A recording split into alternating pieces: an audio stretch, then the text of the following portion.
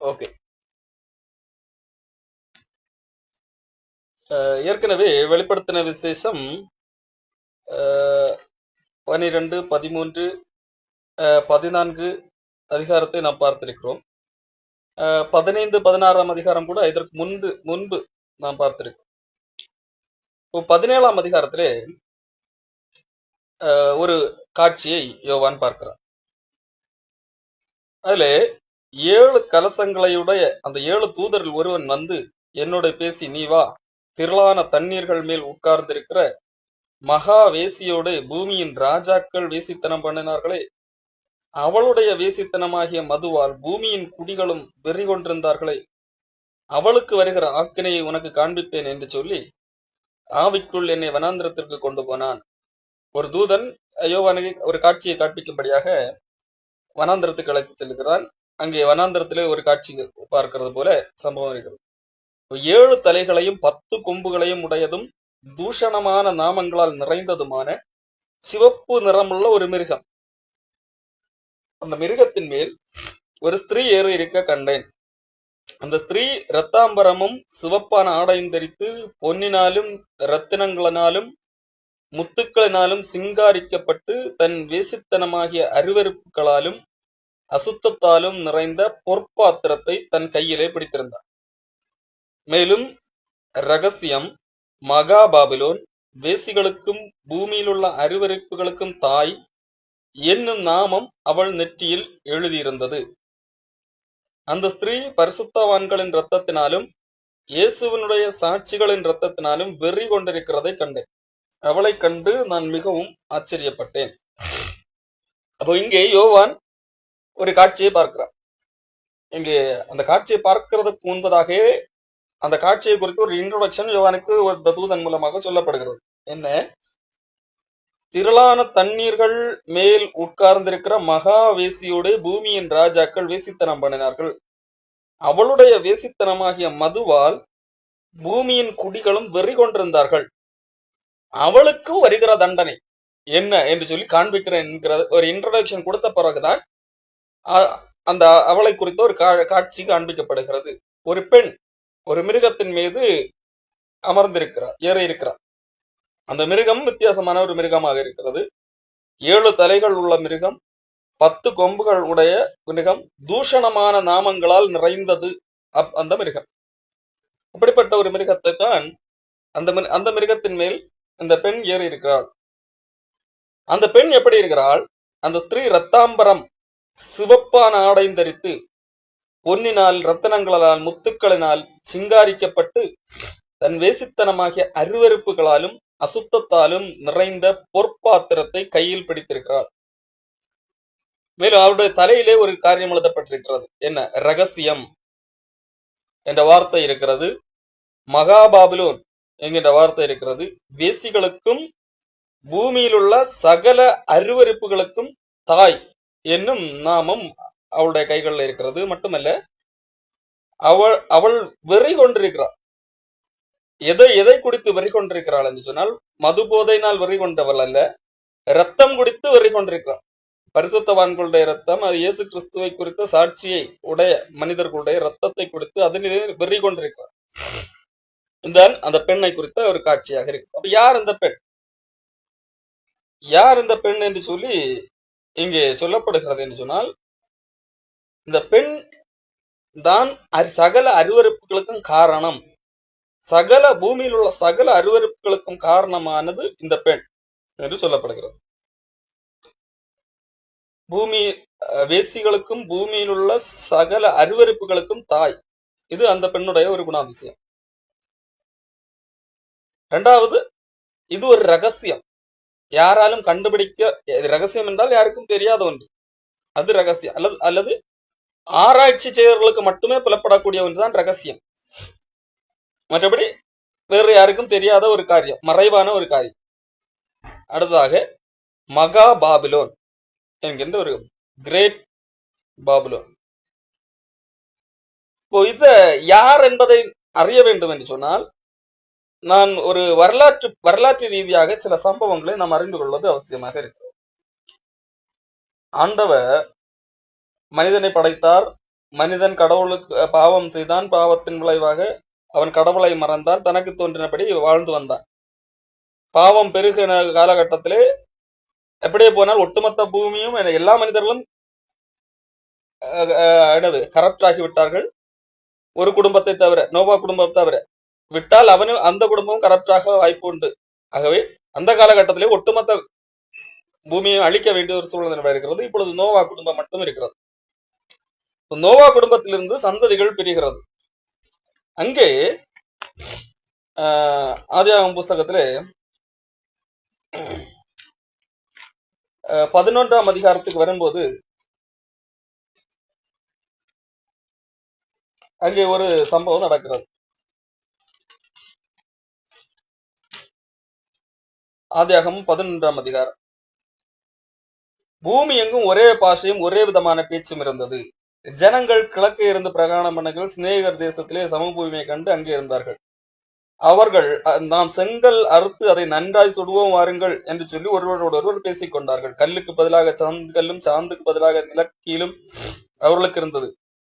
அவர்கள் பூமி எங்கும் நான் சிதறி போகாதபடிக்கு நமக்கு ஒரு நகரத்தையும் வானத்தை அளவும் சிகரமுள்ள ஒரு கோபுரத்தையும் கட்டி நமக்கு பேருண்டாக பண்ணுவோம் வாருங்கள் என்று சொல்லிக் கொண்டார்கள்.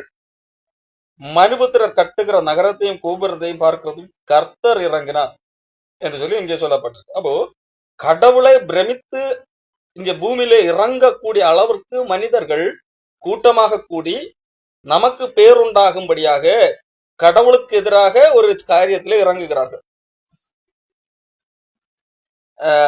அது எந்த இடத்திலே நடந்த சம்பவம் என்று சொன்னால், அது சினேயர் தேசத்திலே குடியிருக்கையில் அந்த சமபூமியை கண்டு அந்த அங்கு சினேயர் தேசத்திலே நடந்த ஒரு சம்பவம். அப்ப கடவுள் அங்கே இறங்குகிறார். அப்பொழுது கடவுள் ஒரு தீர்மானம் எடுக்கிறார். நாம் இறங்கி போய்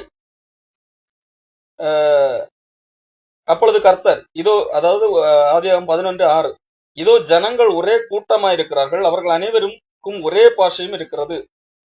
அவர்கள் இதை செய்ய தொடங்கினார்கள். இப்பொழுதும் தாங்கள் செய்ய நினைத்தது ஒன்றும் தடைபட மாட்டாது என்று இருக்கிறார்கள். அவங்க அவங்க நினைச்ச காரியத்தை செய்யும்படியாக இது தடைபடாது, யார் வந்தாலும் நம்ம பார்த்துக்கலாம், நம்ம வானத்தை அளவுக்கடிய அளவுக்கு நாம் கட்டடத்தை கட்டி நமக்கு பேருண்டாக பண்ணும், அதுல ஸ்ட்ராங்கா இருக்கிறாங்க. இப்போ கடவுள் என்ன செய்கிறார்? நாம் இறங்கி போய் ஒருவர் பேசுவதை மற்றொரு அறியாதபடிக்கு அங்கே அவர்கள் பாசையை தாறுமாறாக்குவோம் என்றார். அப்படியே கர்த்தர் அவர்களை அவ்விடத்திலிருந்து பூமியின் மீதெங்கும் சிதறி போக பண்ணினார். அப்பொழுது நகரம் கட்டுகிறதை விட்டு விட்டார்கள். பூமி எங்கும் வழங்கின பாஷையை கர்த்தர் அவ்விடத்திலே தாறுமாறாக்கினபடியால் அதன் பேர் பாபேல் எனப்பட்டது. கர்த்தர் அவர்களை அவ்விடத்திலிருந்து பூமியின் மீதெங்கும் சிதறி போக பண்ணினார். அப்போ கடவுள் அந்த இடத்திலிருந்து எல்லா மக்களும் சிதறி போக பண்ணுகிறார், பாஷையை தாறுமாறாக்குகிறார். அப்பொழுது எல்லா மக்களும் சிதறி போகிறார்கள். அப்போ அந்த இடம், குறிப்பிட்ட இடம் இருக்கிறது அல்லவா, அந்த சினேயர் தேசத்தில் உள்ள அந்த சமபூமி, அந்த சமபூமிக்கு கடவுள் அந்த இடத்தை பாஷையை தாறுமாறாக்கினபடியால் பாபேல் என்று சொல்லி ஒரு பேர் வருகிறது. இந்த பாபேல் தான் பாபிலோனாக மாறுகிறது. சரி, அதன் பிறகு அப்போ இதுதான் அந்த பாபேல் அல்லது பாபிலோனுடைய தோற்றம். காரணம், இந்த பாபிலோனுடைய தோற்றத்தை சொல்ல வேண்டியதன் அவசியம் என்னவென்றால், யோவான் பார்க்கிற பெண்ணுடைய தலையின் மேல் எழுதியிருந்த ஒரு வாசகம் மகா பாபிலோன். மட்டுமல்ல, சகல அருவருப்புகளுக்கும் தாய். சகல அருவருப்புகளுக்கும் தாய் என்று சொல்லும் போது அது தாய் என்று சொல்லி எதை சொல்வார்கள்? உருவாகுகின்ற இடத்தை தான் தாய் என்று சொல்வார்கள். அல்லது ஆகவே சகல அருவருப்புகளும் எங்கே உருவாக ஆரம்பித்தது என்று சொன்னால் இங்கே பாபிலோன்லே என்று சொல்லி நாம் பார்க்கிறோம். அது என்ன விதமான அருவருப்புகள் பாபிலோன் அங்கே உருவானது என்கிறதை அதற்காகத்தான் இங்கே அந்த பாபிலோனுடைய ஆரம்பத்திலிருந்து நான் சொல்லுகிறேன். சரி, இந்த பாபேல் இந்த இடம் வந்தது அல்லவா? இப்ப இந்த தேசத்தை பாபிலோன், இப்ப பாபேல் அல்லது பாபிலோன் இந்த தேசம் வருகிறது. இப்ப இந்த தேசத்தை ஆளுகை செய்யக்கூடிய ஒருவன் யார் என்று சொன்னால், ஆதியாகமம் 10ஆம் அதிகாரம் 8ஆம் வசனத்திலிருந்து படிக்கிறேன். கூஷ் என்று சொன்ன இது நோவாவுடைய சந்ததி. நோவாவுடைய ஒரு மகன் காம். இந்த காமுடைய ஒரு குமாரன் கூஷ், அந்த கூஷுடைய ஒரு மகன் தான் நிம்ரோத். அதாவது ஆதியாகமம் 10:8 படிக்கிறேன். அதாவது நோவாவுடைய ஒரு 3 பேர் இருக்கிறார்கள், காம், சேம், யாபேத். அதுல அந்த காமுடைய மகன் அவர்களிலும் கானான் என்றெல்லாம் இருக்கிறார்கள். அதிலே ஒரு மகன் கூஷ். அந்த கூஷுக்கு பிறந்த ஒரு மகன் நிம்ரோத். அந்த நிம்ரோத் குறித்து படிக்கிறேன். கூஷ் நிம்ரோத்தை பெற்றான். இவன் பூமியிலே பராக்கிரமசாலியாயினான். அடுத்து 9ஆம் வசனம். இவன் கர்த்தருக்கு முன்பாக பலத்த வேட்டைக்காரனாக இருந்தான். ஆகையால் கர்த்தருக்கு முன்பாக பலத்த வேட்டைக்காரனான நிம்ரோத்தை போல எனும் வழக்க சொல் உண்டாயிற்று. இவன் 10ஆம் வசனம். சினேர் தேசத்தில் உள்ள பாபேல், ஏரேக், அக்காத், கல்னே என்னும் இடங்கள் அவன் ஆண்ட ராஜ்யத்திற்கு ஆதிஸ்தானங்கள். இந்த பாபேல், இந்த பாபிலோன் தேசம் என்று சொல்லப்படுகிறது அல்லவா, பாபேலின் அந்த அந்த சினேர் தேசம், அது யார் ஆண்டது? இந்த நிம்ரோத்தை ஆளுகிறான். அப்ப இந்த நிம்ரோத்தை குறித்து சொல்லப்படும் போது என்ன சொல்லுகிறது? அவன் கர்த்தருக்கு முன்பாக பலத்த வேட்டைக்காரன் என்று சொல்லப்படுகிறான். அப்போ அதனுடைய பொருள், இவன் கர்த்தருக்கு முன்பாக அவன் வேட்டையாடுகிறவர் வல்லவன் என்கிறது அல்ல. இப்போ கர்த்தருக்கு முன்பாக, இப்ப எனக்கு முன்பாக என்று ஒருத்தர் நிற்கிறார் என்று சொன்னால் அவர் எனக்கு எதிராக நிற்கிறார் என்கின்ற அர்த்தத்திலே அந்த இடத்துல சொல்லப்பட்ட ஒரு வார்த்தை. நிம்ரோத் கடவுளுக்கு எதிராக வேட்டை செய்யக்கூடிய அளவுக்கு அவன் வல்லவன் என்கின்றதுதான் அவனுக்கு கொடுக்கப்பட்ட பெயர். இந்த பெயர் வருவதற்கு காரணம் என்னவென்றால், நோவாவினுடைய அந்த வெள்ளப்பெருக்கு நடந்து முடிந்ததல்லவா, அதன் பிறகாக மக்கள் பயப்படுகிறார். இனிமேல் இதை போன்ற ஒரு வெள்ளம் வந்தால் என்ன செய்ய முடியாது? தப்ப முடியாது. அப்ப என்ன செய்ய வேண்டும்? உயரமான இடங்களுக்கு நாம் செட்டில் ஆக வேண்டும் என்கின்ற ஒரு நோக்கத்திலே தான் இங்கே என்ன செய்கிறார்கள்? பெரிய உயரமான வானத்தை எழவக்கூடிய ஒரு கட்டடத்தை, சிகரமுள்ள ஒரு கோபுரத்தை கட்டி அதன் மூலமாக நமக்கு பேருண்டாகுவோம், கடவுளை நினைச்சாலும் நம்மளை என்ன செய்ய முடியாது, அழிக்க முடியாது என்கின்ற ஒரு எண்ணத்திலே தான், கடவுளுக்கு மேலாக தங்களை உயர்த்துகின்ற அந்த எண்ணத்திலே தான் அந்த பாபேலே அந்த கோட்டையை கட்டுகிறார். அதை தான் ஆண்டவர் தவிடுபடியாக்கினார். அப்பொழுதுதான் எல்லா மக்களும் ஒன்றாக ஒற்றுமையாக இருந்து செயல்படுகிறார். அப்ப அந்த இடத்திற்கு தலைவனாக வருகிறவன் யார் என்று சொன்னால், தலைவன் அல்லது அந்த இடத்தை ஆளுகை செய்யக்கூடிய அந்த பகுதிக்கு சொந்தக்காரன் யார் என்று சொன்னால் இந்த நிம்ரோத். ஆகவே தான் அவனை குறித்து நீங்கள் ஆதியாகமம் 10ஆம் அதிகாரம் நோவா அவருடைய வம்சாவளி குறித்து எழுதப்பட்டிருக்கு. நோவாவுடைய வம்சாவளியிலே எல்லாருடைய அவன் இவனை பெற்றான், இவன் அவனை பெற்றான் என்றுதான் எழுதப்பட்டிருக்கு.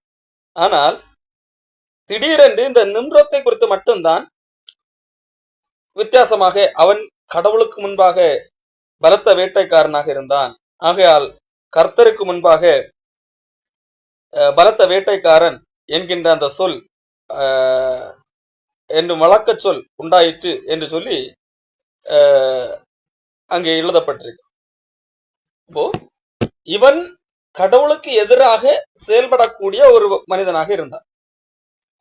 அப்போ இங்க இருந்துதான் ஒரு மதம் என்கின்ற ஒரு காரியம் உருவாகிறது. இதற்கு முன்பதாக மதம் என்கின்ற ஒரு விஷயமே பூமியிலே கிடையாது. முதலாக மதம் உருவாகுகிற இடம், ரிலீஜியன் உருவாகிற இடம் என்று சொன்னால் இங்கே பாபில் இருந்தார்.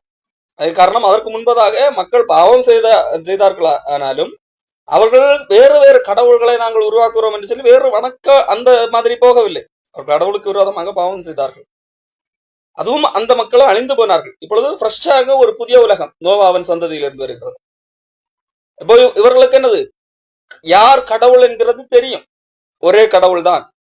இப்போ ஒரே கடவுள் என்று சொல்லி வரும்போது வேறு பல விதமான மதங்கள் தேவையில்லை, வேறு கடவுள் நம்பிக்கை அங்கே வர வேண்டிய அவசியம் இல்லை, ஒரே கடவுள் தான் இருக்கு.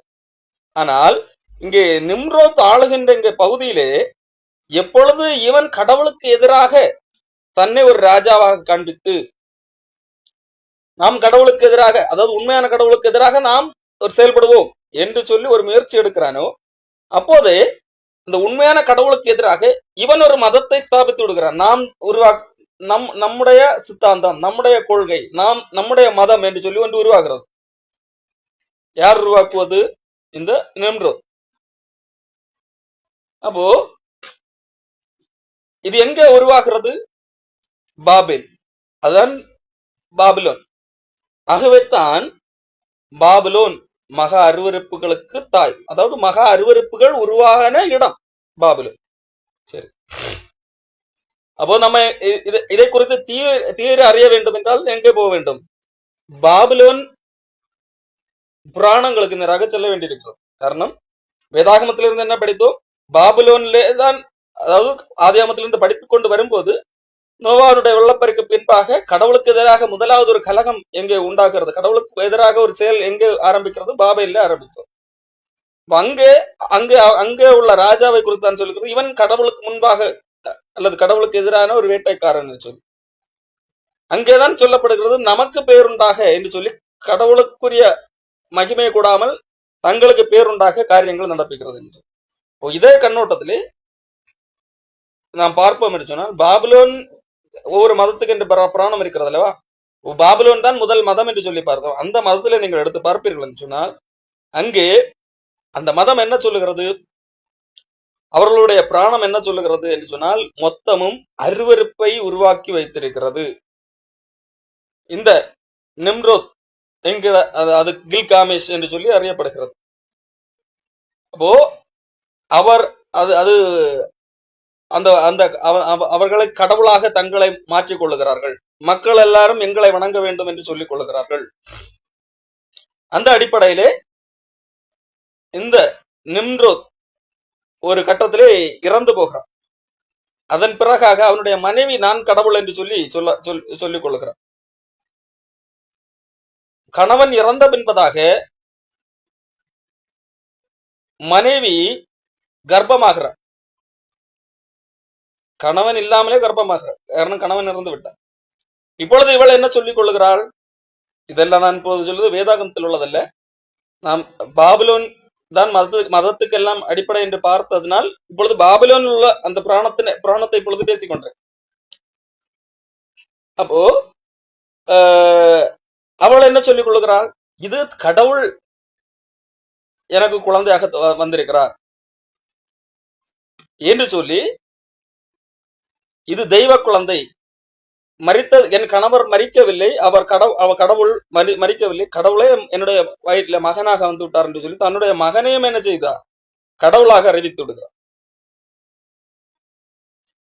அப்போ இப்படிப்பட்ட ஒரு தெய்வ வணக்கங்கள் வருகிறது. அதன் பிறகாக அந்த புராணம் என்ன சொல்லுகிறது?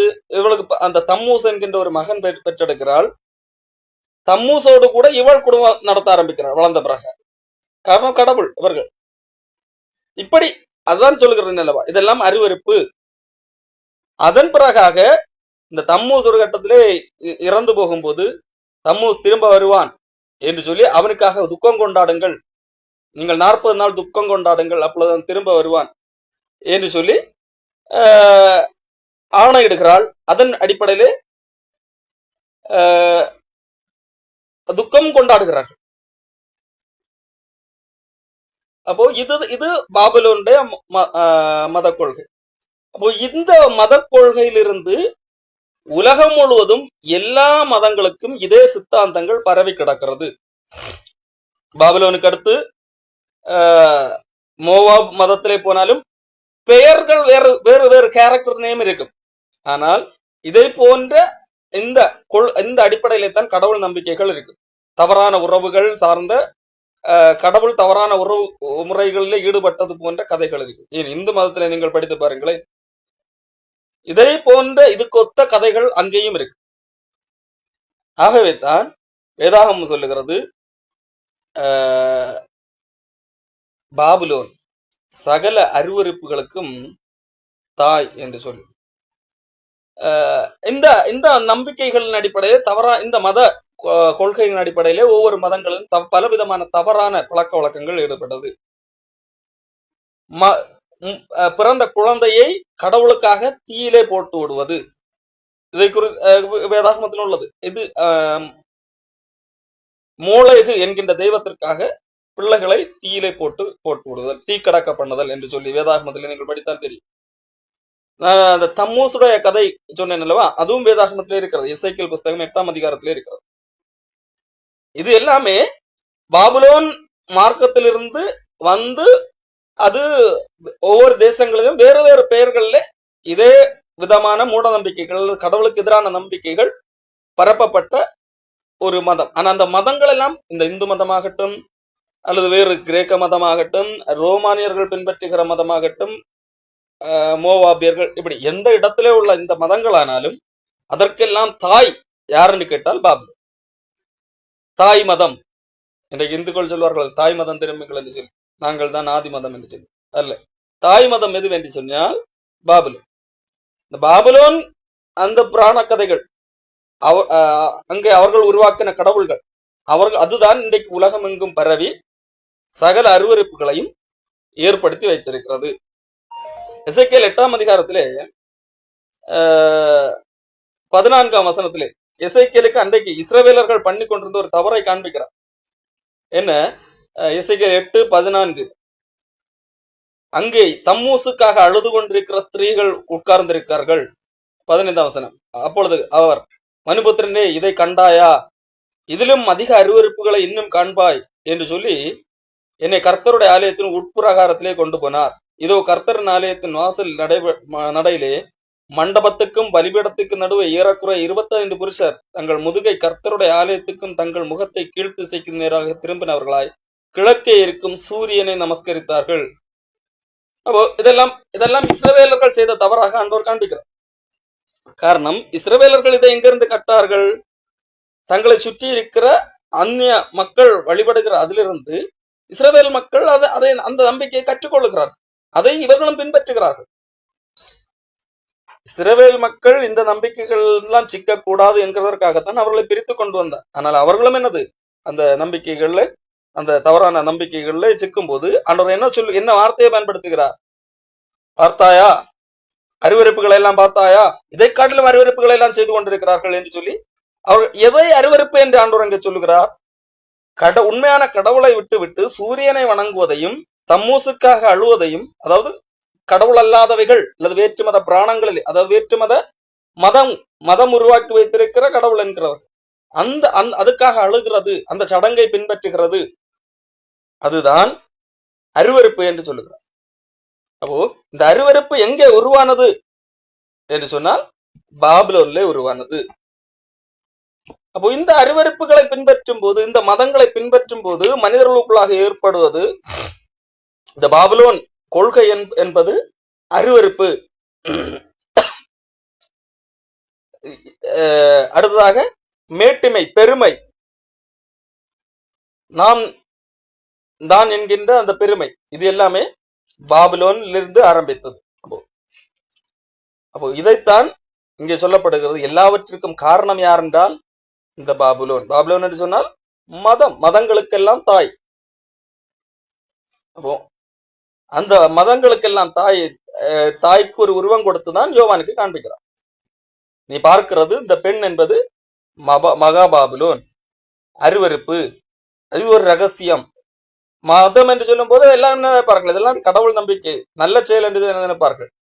ஆனால் அது ஒரு ரகசியம். அதை ஆழ்ந்து பார்த்தால் தான் தெரியும், அது அருவருப்பு.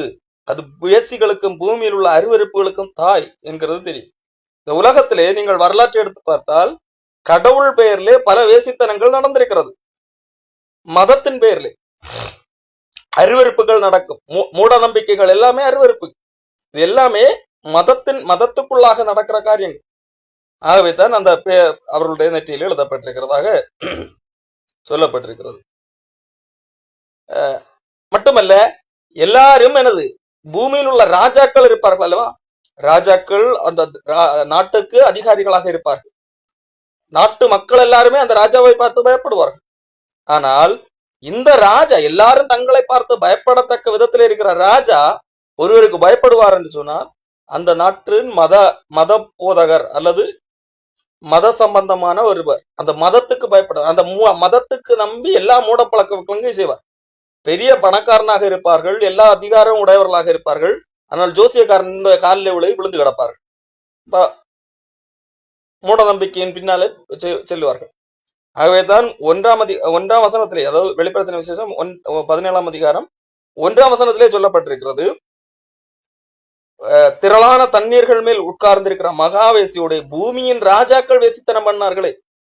ராஜாக்கள், மக்களை ஆளக்கூடியவர்கள், எல்லா பொறுப்புகளும் இருந்தாலும் அவர்கள் எங்கே போய்தான் இருப்பார்கள்? மதத்துக்கு அடிமைப்பட்டுதான் கிடப்பார்கள்.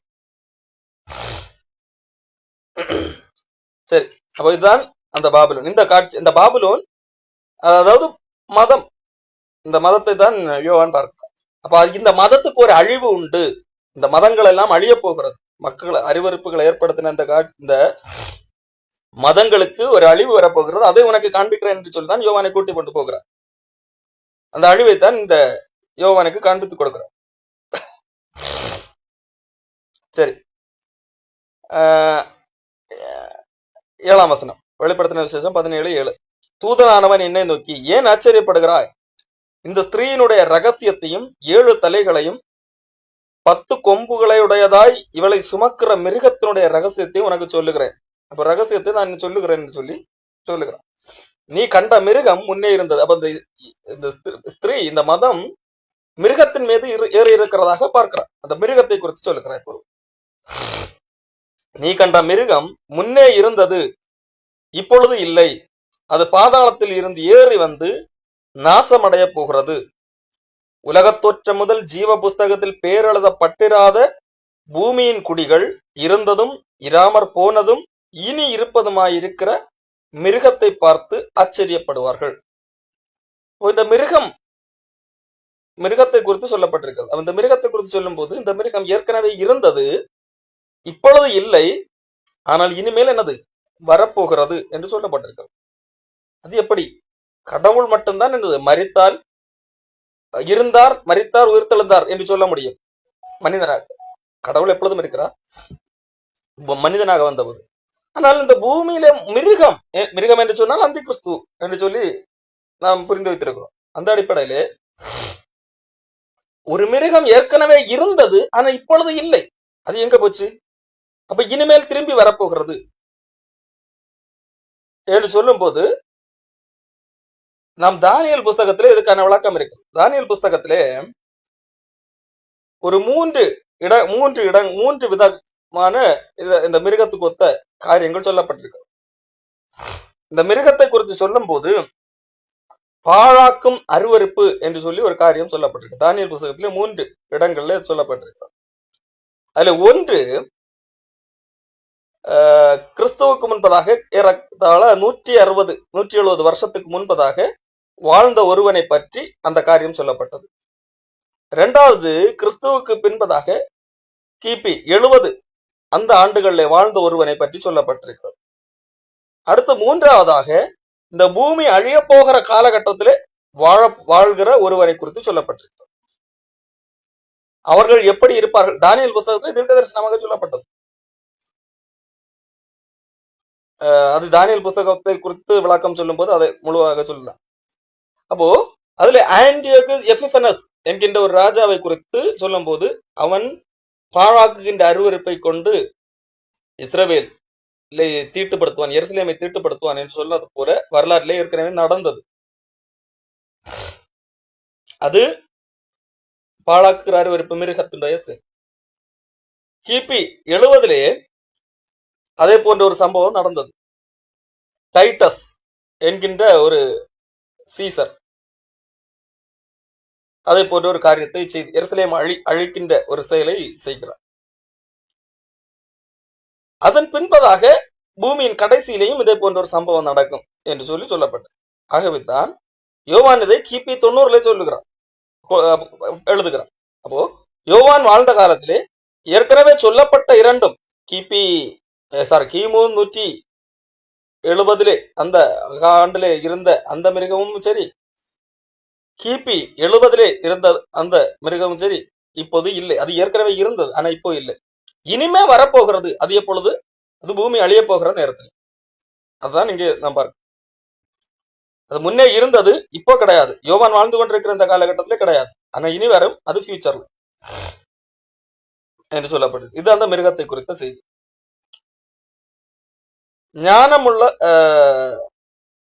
ஞானமுள்ள மனம் இதிலே விளங்கும். அந்த 7 ஸ்திரீ தலைகளும் அந்த ஸ்திரீ உட்கார்ந்திருக்கிற 7 மலைகளாம். அப்போ அந்த மிருகத்துக்கு 7 தலைகள் இருக்கிறது. அந்த அதற்கு மேலதான் ஸ்திரீயர் இருந்தாள் என்று சொல்லி பார்ப்போம். அது 7 தலைகள். அந்த ஸ்திரீ உட்கார்ந்திருக்கிற 7 மலைகள், மலைகளின் மேல் ஸ்திரீ உட்கார்ந்திருக்கிறாள். இதை குறித்து 2-3 விளக்கங்கள் உண்டு. நான் சொல்லுவேன். என்னவென்றால் 7 மலைகளின் மேல் உட்கார்ந்திருக்கிறது என்று சொல்லி ரோம், வட்டிகான், அதுதான் இன்றைக்கு இருக்கிற பாபிலோன்.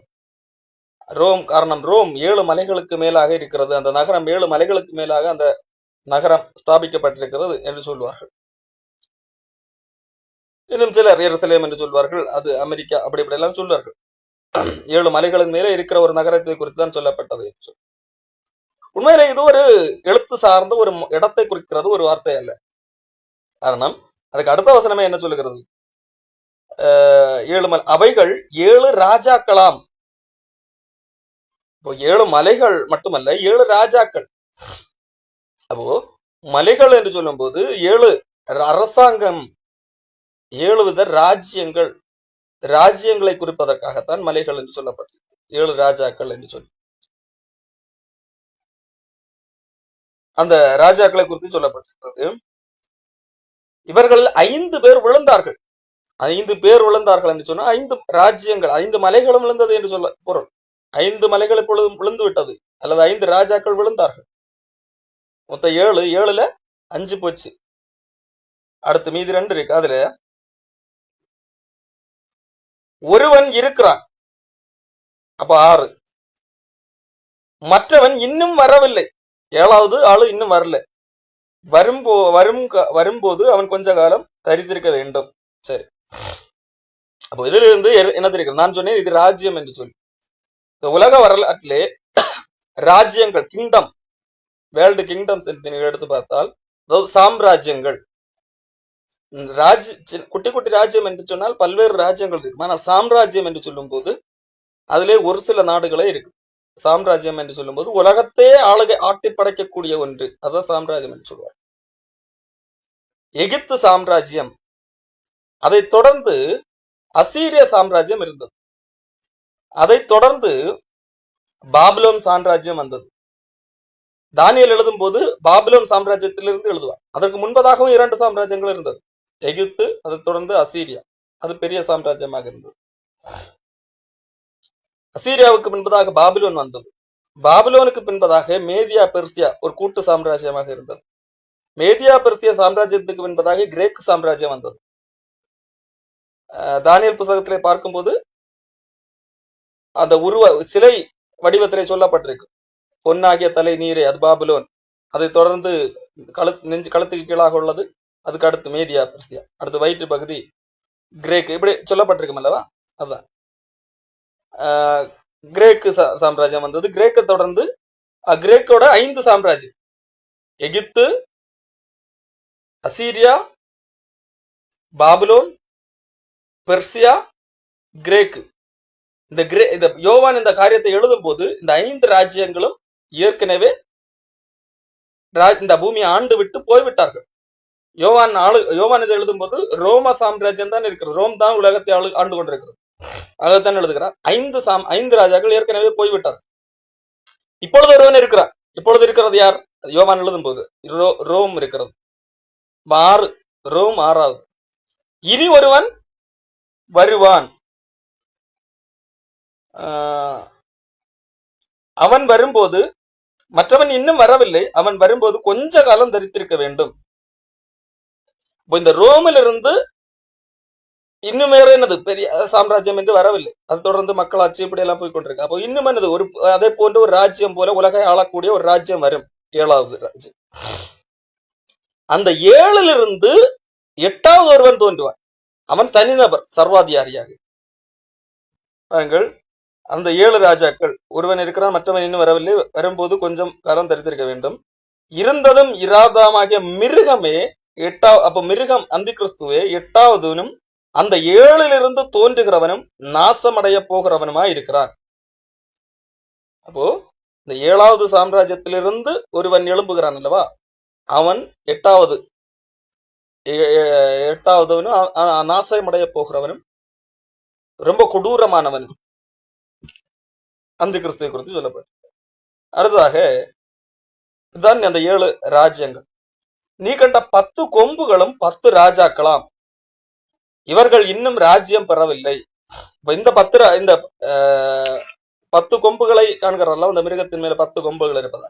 இந்த 10 கொம்புகள் அவர்கள் ராஜாக்கள். அந்த ராஜாக்கள் இப்ப இருக்கிறாங்களா? இல்ல, இன்னும் ராஜ்யம் பெறவில்லை. அப்போ அது யோவான் வாழ்ந்த காலத்திலே வாழ்ந்த ராஜ்யங்களை குறிப்பது அல்ல. இந்த பூமியிலே பூமி அழிய போகிறதற்கு முன்பதாக இந்த பூமியை ஆளுகின்ற பல்வேறு நாடுகள் இருக்கிறதல்ல, அந்த நாடுகளை குறிப்பது. இது வெறும் 10 என்று சொல்லப்பட்டாலும் அது ஒரு 10 என்கிறது ஒரு முழுமை தொகை என்கிறதற்காக பூமியில் உள்ள ஒட்டுமொத்த நாடுகள், ஒட்டுமொத்த நாடுகளை குறிக்கக்கூடிய, முக்கியமான நாடுகளை குறிக்கக்கூடிய ஒரு வார்த்தை. அவர்கள் இப்பொழுது இல்லை, யோவான் வாழ்ந்து கொண்டிருக்கிற காலத்திலே இல்லை. இது காரணம். இது எப்பொழுது எதை குறித்து சொல்லப்படுகிறது? பூமி அழிய போகிற அந்த காலகட்டத்தை குறித்து சொல்லப்படும். இவர்கள் மிருகத்துடனே கூட 1 மணி நேரம் அளவும் ராஜாக்கள் போல அதிகாரம் பெற்றுக் கொள்ளுகிறார்கள். இவர்கள் ஒரே யோசனை உள்ளவர்கள். இவர்கள் தங்கள் வல்லமையையும் அதிகாரத்தையும் மிருகத்துக்கு கொடுப்பார்கள். அப்போ இவர்கள் என்ன செய்கிறார்கள்? இவர்கள் இனிமேல் வரப்போகிற பூமியை ஆளப்போகிறவர்கள் எப்படி மிருகத்தினுடைய, மிருகம் என்கிறது உலகத்தை ஆட்டி படைக்கக்கூடிய ஒரு சர்வாதிகாரியா வரப்போகிறவர். அப்ப அவனோடு பேசி அவன் மூலமாக இந்த பூமியிலே உள்ள நாட்டுகளிலே தலைவர்களாக மாறுகிறவர்கள். உதாரணத்திற்கு இன்னைக்கு அமெரிக்காவிலே ட்ரம்ப் அதிபராக இருக்கிறார் என்று சொன்னால் அது வெறும் ட்ரம்பினுடைய முயற்சி அல்ல. ட்ரம்புக்கு பின்பதாக முக்கியமாக இருந்த ஒருவர் எலன் மாஸ்க் என்கின்றவருடைய பணம் ஒரு முக்கியமான காரணம். அதே போல பேர் இருக்கிறார். அப்ப அதே போல ஒரு 10 இங்க சொல்லப்பட்டதுபடி 10, அது 10 என்பது எழுத்தின்படியா அல்லது முக்கியமான நாடுகள், முக்கியமான நாடுகளில் ஒரு ராஜாக்களாக நியமிக்கப்படுகிறவர்கள் இந்த மிருகத்துடைய பேசி இந்த மிருகத்தினுடைய தந்திரமான செயலினால் ராஜாக்களாக மாறுகிறவர்கள். இப்ப அவர்கள் என்ன சொல்வார்கள்? எங்களை ராஜாக்களாக மாறுங்க, நாங்க டம்மியா இருக்கிறோம், நீ என்னது ஆளுகை செய்யலாம் என்கிறதற்காக தங்களுடைய பலனையும் அதிகாரத்தையும் மிருகத்துக்கே ஒப்படைப்பார்கள். பேக்ரவுண்ட்ல இருந்து இயக்குவதையா புத்திசாலியான அந்த மிருகம் என்று சொல்லக்கூடிய ஒரு சர்வாதிகாரி. அவனுடைய ஏற்பாட்டிலே பூமியில் உள்ள முக்கியமான நாடுகளிலே உள்ள ராஜாக்கள், அதாவது அதிகாரம் செய்கிறவர்கள் இயங்குவார்கள். இவர்கள் தங்களுடைய அதிகாரத்தை யாருக்கு கொடுப்பார்கள்? அந்த மிருகத்துக்கு கொடுத்து மிருகத்தை உலகத்துக்கே சர்வாதிகாரியாக மாற்றுவார்கள். இப்போ அவர்கள் ஆட்டுக்குட்டியானவருடைய யுத்தம் பண்ணுவார்கள். ஆட்டுக்குட்டியானவர் கர்த்தாதி கர்த்தரும் ராஜாதி ராஜாவுமாய் இருக்கிறபடியால் அவர்களை ஜெயிப்பார். அவரோட கூட இருக்கிறவர்கள் அழைக்கப்பட்டவர்களும் தெரிந்து கொள்ளப்பட்டவர்களும் உண்மை உள்ளவருமாய் இருக்கிறார்கள். இப்போ இதுதான் மிருகத்துக்கு ஏற்படக்கூடிய நிலைமை. உலகத்தை ஆளக்கூடிய ஒரு சர்வாதியாக எழும்புவான். அதுக்கு காரணம் இவன் அநேகருக்கு பின்புலத்திலே ஒரு பண வசதியோ ஏதோ ஒரு விதத்திலே அநேக நாடுகளிலே அநேகரை ராஜாக்களாக ஏற்படுத்துவான். அப்ப அவர்கள் என்ன சொல்வார்கள்? நாங்கள் ராஜா, அவர் ராஜா என்று சொன்னால் முதலமைச்சரோ அதிபரோ ஆகிறதுக்கு காரணம் எங்களுக்கு பின்பாக இருந்து எங்களை இயக்கியதியா இந்த மிருகம். அப்போது நாங்க வரும் டம்மி, இவர் தான் உண்மையில ஆளக்கூடியவர் என்று சொல்லி அவனுடைய பேச்சு கேட்டு இணங்குகிற ஒரு கைப்பாவையாக நாட்டு ராஜாக்கள் இருப்பார்கள். கடைசியில ஒட்டுமொத்த அதிகாரத்தையும் அவனுக்கே எழுதி வைப்பார்கள். அவர்கள் எல்லாம் சேர்ந்து என்ன செய்வார்கள்? கடவுளுக்கு எதிராகவே போரிடுவார்கள். கடவுளுக்கு எதிராகவே போரிட துணிவார்கள். ஆனால் கடவுள் கடவுளாக இருக்கிறபடியா ஜெயிக்கிறவராக இருப்பார். அழைக்கப்பட்டவர்களும் தெரிந்து கொள்ளப்பட்டவர்களும் உண்மை உள்ளவருமா இருக்கிறார்கள், அவரோடு கூட இருக்கிறவர். சரி, இதுதான் அந்த அந்த ஸ்திரீ இருந்த மிருகத்தை குறித்து யோவானுக்கு விளக்கி சொல்லப்பட்டது. அந்த ஸ்திரீயை குறித்து என்ன சொல்லப்படுகிறது என்பார். பின்னும் அவர் என்ன நோக்கி, அந்த வேசி உட்கார்ந்திருக்கு தண்ணீர்களை கண்டாயே, அவைகள் ஜனங்களும் கூட்டங்களும் ஜாதிகளும் பாஷைக்காரருமா. ஸ்திரீ தண்ணீர்கள் மேல அந்த ஸ்திரீ உட்கார்ந்திருக்கிறாளே, அப்ப தண்ணீர் எதை குறிக்கிறது? பூமியில் உள்ள சகல ஜனங்கள், சகல விதமான பாஷைக்காரர்கள், சகல விதமான ஜனங்கள். எல்லா ஜனங்களுக்கும் தலைக்கு மேல யாரு உட்கார்ந்திருக்கிறார்கள்? பாபிலோன் உட்கார்ந்திருக்கிறார். வேறு வேறு வடிவங்கள்ல. இந்திய நாட்டுல இந்து மதத்தின் பேர்ல இருப்பார், இன்னொரு நாட்டுல வேறு அந்த மதத்தின் பேர்ல இருப்பார். ஒவ்வொரு நாட்டிலும் வேறு வேறு பெயர்கள்ல இருக்கலாம். ஆனால் எங்கே ஆரம்பித்த மதம்? பாபிலோன்ல ஆரம்பித்த அந்த மதம். மதம் என்று சொன்னால் கடவுளுக்கு எதிரான மனிதர்களால் உருவாக்கப்பட்ட ஒரு கடவுள் கொள்கை, தவறான கடவுள் கொள்கை, நாத்திகம் உட்பட. அப்போ அவள் எங்கே தண்ணீர்கள் மேல் உட்கார்ந்திருக்க? அந்த தண்ணீர் எதை குறிக்கிறது? ஜனங்களும் கூட்டங்களும் சாதிகளும் பாசைக்காரர்களும். இப்ப அந்த மிருகத்தின் மேல் கண்ட 10 கொம்பானவர்கள், அப்போ மிருகத்துக்கு மேலே இருந்த அந்த 10 மிருகத்தால் நியமிக்கப்படுகிற அந்த 10 அரசாங்கம், அதாவது முக்கியம், அந்த உலகத்தில் உள்ள முக்கியமான ஆளுகை செய்யக்கூடியவர்கள் என்ன செய்கிறார்கள்? அந்த வேசியை பகைத்து அவளை பாழும் நிர்வாணமாக்கி அவளுடைய மாம்சத்தை பட்சித்து அவளை நெருப்பினால் சுட்டெரிந்து போடுவார்கள். தேவன் தம்முடைய வார்த்தைகள் நிறைவேறும் அளவும் அவர்கள் தமது யோசனையை நிறைவேற்றுகிறதற்கும் ஒரே யோசனை உள்ளதா இருந்து தங்கள் ராஜ்யத்தை மிருகத்துக்கு கொடுக்கிறதற்கும் அவர்களுடைய இருதயங்களை ஏவினார்.